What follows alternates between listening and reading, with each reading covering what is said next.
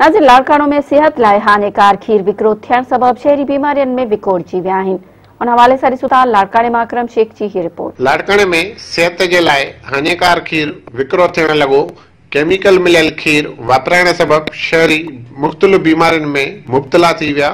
शहर जे मुख़्तलिफ़ इलाइक़नि में क़ाइम मिल्क शॉप ते चिलर मशीन तोड़े फ्रिज में मिलावट वारो खीर रखी विकिरो कंदड़ दुकानदार चंद पैसनि जी लालच में अची इंसानी जाननि सां मौत जी रांदि खेॾी रहिया आहिनि। संदनि खिलाफ़ Sindh food control authority notice न वरितो।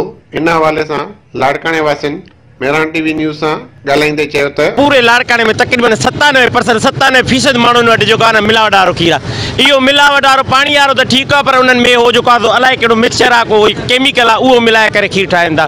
ऐं हर हिक ते कंहिं बि बिल जा कोई बि हले थो पियो, कोई उन्हनि खे चवण वारो न आहे। इंतज़ाम में सफ़ा निंड सुती पई आहे। केमिकल मिलियल जेको खीर हले थो पियो, वॾे पैमाने ते हले थो, वॾो हिकिड़ो कारोबार थी वियो आहे। ऐं इहे खणी नंढियूं हिकिड़ियूं इंडस्ट्रियूं क़ाइमु थी वियूं आहिनि।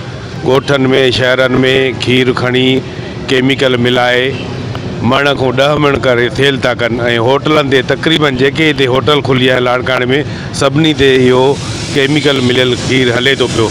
फूड अथॉरिटी वारा हिन लाइ को यानी अमली क़दम बि नथा खणनि। अॼोके दौर में खीर में बि मिलावट आहे। हिकिड़े केमिकल क़िस्म जूं शयूं खीर में मिलायूं थी वञनि, जेके इंतिहाई माण्हुनि जे लाइ सिहत लाइ हानिकार शइ आहे। माण्हुनि में मुख़्तलिफ़ क़िस्म जूं पेट जूं बीमारियूं, इन खां सवाइ अनेक क़िस्म जूं बीमारियूं पैदा थियनि थियूं पियूं। ऐं वॾी अफ़सोस सां चवणो थो पए थो पिए لاڙڪاڻي जी जेका इंतिज़ामिया आहे बिल्कुलु अघोर निंड में सुतल आहे। हू ख़ामोश बणियल वेठी आहे। لاڙڪاڻي जी इंतिज़ामिया आहे किथे? कंहिं बि हवाले सां को बि ऑफिसर एक्शन खणण लाइ तयारु कोन्हे, को बि ऑफिसर कदम खणण लाइ तयारु कोन्हे। पंहिंजी मनमानी खीर वारा कनि था।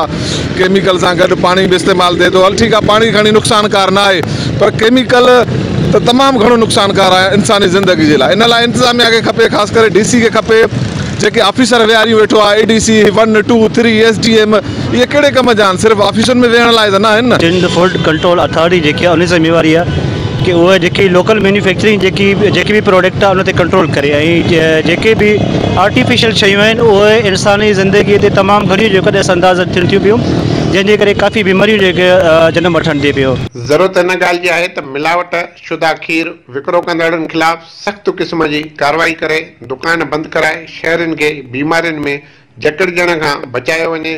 कैमरामैन अली अब्बासी सां गॾु अकरम शेख, मेरान टीवी न्यूज़, لاڙڪاڻي।